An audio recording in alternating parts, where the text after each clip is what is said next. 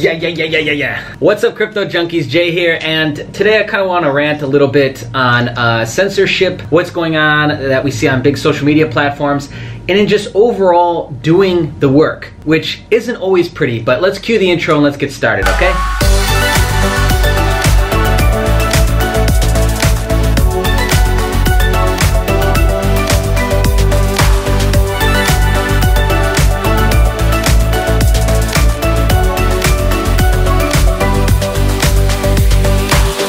Let's bring up Alex Jones. We saw it just happen the other day. I'll give my opinion on Alex Jones first off, and then, we'll kind of talk through it. I like the fact that he has a voice and he's passionate about that voice. I think he's gotten things wrong in the past. I think he's lied. I think he's tried to cover up and be like, oops, I f***ed up, but I could get sued for that, so let's try and cover it up, and then play this card like, no, we always said it like this, even though bro, you didn't. I think that's kind of happened with him a little bit, and I think he's definitely flown off the handle a little bit, which doesn't everybody? When it comes to all for the ego illusion, haven't we all kind of committed so deeply to an idea or a belief, or no, it's like this, and then proven later to be wrong and kind of felt like about it? We've all pretty much done that, especially men. So instead of us first off, instead of him coming out and admitting, hey, I was wrong and this is how it is, or anything like that, he kind of tried to lie and cover up some of these things in the past. And again, no shame on that. That was all his personal choice. But do I agree with private platforms deplatforming him in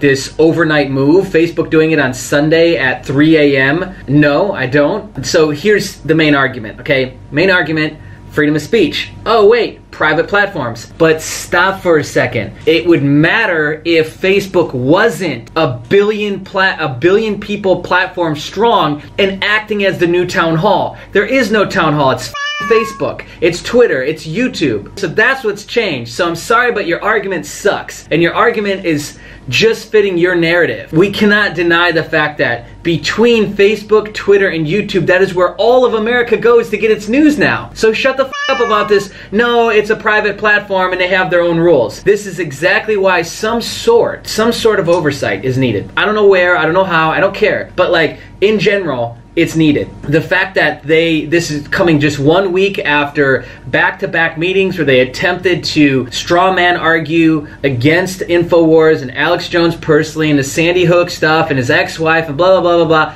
I've read it all. I get it. I know it. So they put pressure, and then they just said, no, wait. Instead of a government oversight coming in, let's just change it. Let's just do something really quick. Bad move, guys. Bad move. I don't know if I would like government oversight, but I would like something better than what you're doing now. This vague set of rules that doesn't apply to all the Russia hoax and CNN bullshit that's propped every single day, but does apply to Alex Jones because he talks about the frickin' gay frog stuff in the water.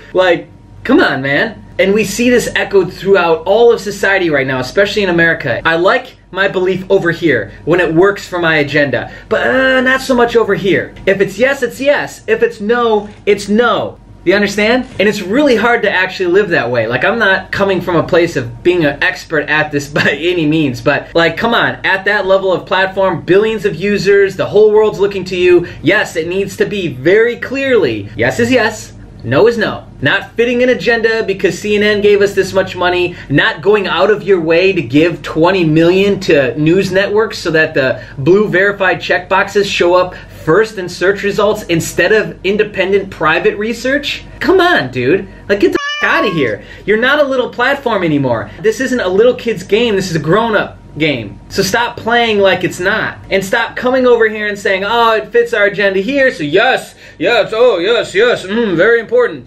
But not over here. Stop it. Stop that okay? And I can talk about hypocrisy on all angles. Philip DeFranco, shame on you for the video that you shot about Alex Jones. You essentially said, I'm surprised it didn't happen sooner. Yeah, make fun of him for 2-3 minutes, and then, oh, let's talk about some other What's your thoughts in the comment section? This is why I stopped watching you a long time ago. I don't know if it's CNN payments, CIA payments, or what, but you're put on the platform to prop up a voice that is not for the people. So shame on you. So when it was all about you getting demonetized, you had a very loud vocal voice about it. And for the platform, for the people. But then when it's Alex Jones, even if you hate the guy, freedom of speech is freedom of speech, and you didn't show up.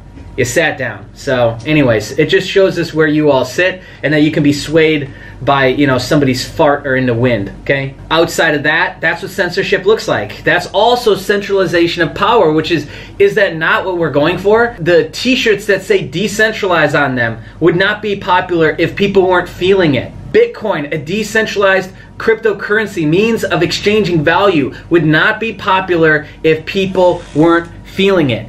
And now let's get into the most important point of this video. If you take away one thing, take away this. If people weren't upset, they wouldn't be raging out in different ways like they are. So your argument that Alex Jones and the spreading of disinformation and lies is dangerous because then people go and act and they're taking it out on Sandy Hook people and the families, and they're taking it out on CNN and Jim Acosta. Sorry, but those arguments, I need more proof to even believe those. And if they are true, and you're not just making fake news to make it look like the outrage is there, then here's the truth. The truth is that the American people are sick and tired of bullshit.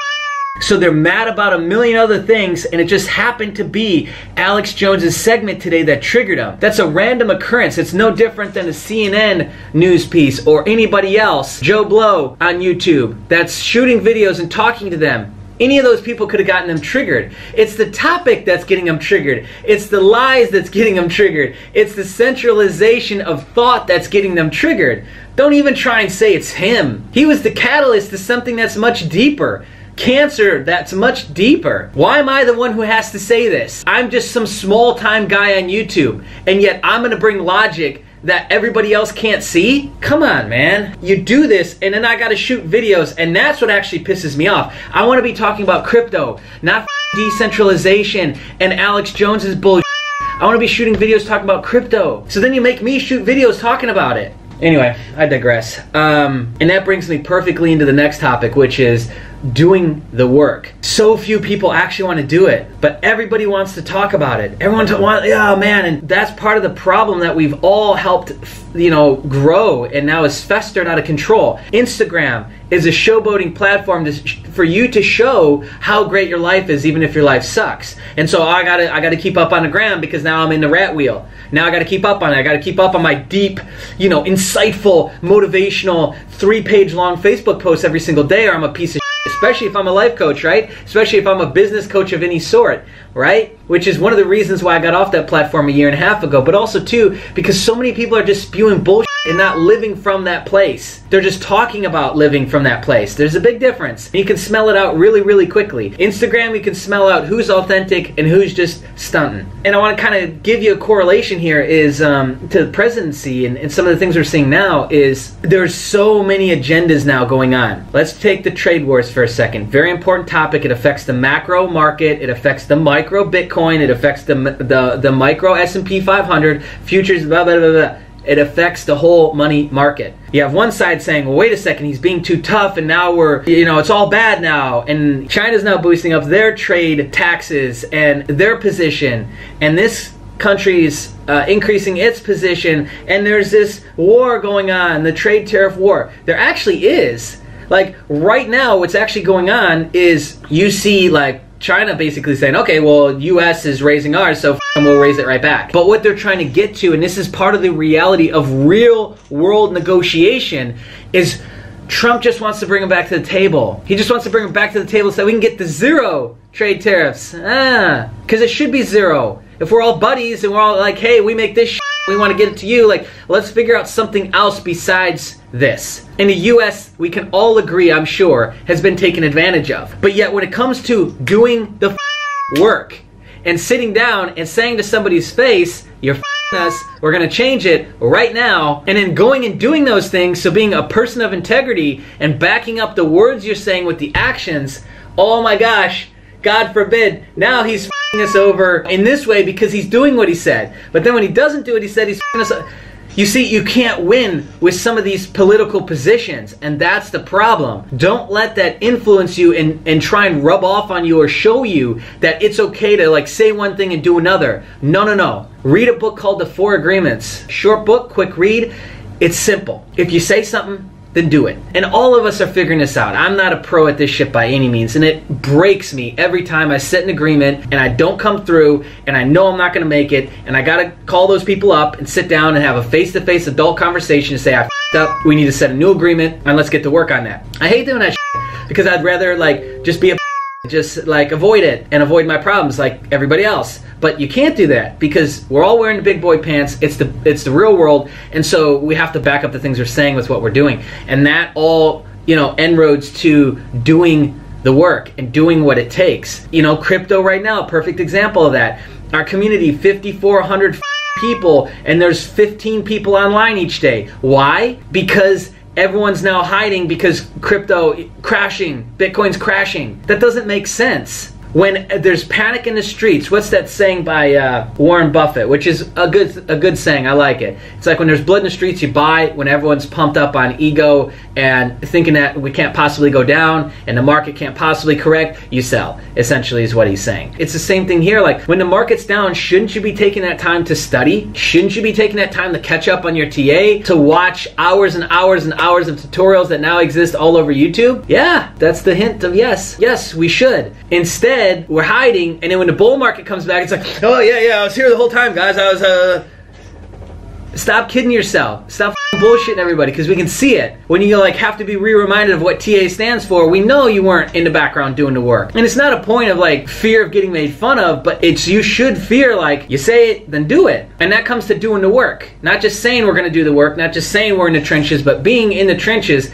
is not easy. It's hard, which is why most people don't want to do it. But I guarantee you that it is worth it to do it, right? To do the work is 100% worth it. To slay the dragon of procrastination, the fears and the fake walls we set for ourselves, and the fake restrictions that we create around our reality are 100% worth challenging and pushing through. Because if you don't, next thing you know, you're this 60-year-old person who now can't change because the mental chemistry has shifted, and it's almost impossible to change our beliefs because they're so set in stone. You're that guy sitting at the bar, miserable, still broke, still hiding from maybe passion or purpose, still not getting what you want out of this game. So at some point, you gotta just say enough is enough. You gotta be sick and tired, and you gotta stand up, and you gotta do the shit that nobody's willing to do. And that's what makes this life so amazing. So if you can do that and get to that level, then you, regardless of your bank account size, are winning, my friend. And it's only a matter of time for that bank balance to catch up. That's my message for you today. I know a little ranty, but we touched on centralization, the Alex Jones bullshit, and just doing the work and backing up the words and playing this thing strategically as we're in this down market. Use your time wisely. That's it for this video. Thank you so much for tuning in. Drop a like, drop a comment. What'd you like, not like about what I just said? And of course, subscribe and hit the bell notification, that little bell, so that you don't miss out on any of our future content. Well, most likely you will, because that's YouTube algorithms, but at least you've told them twice that you want to hear more from us. All right, that's it, my friends. See ya.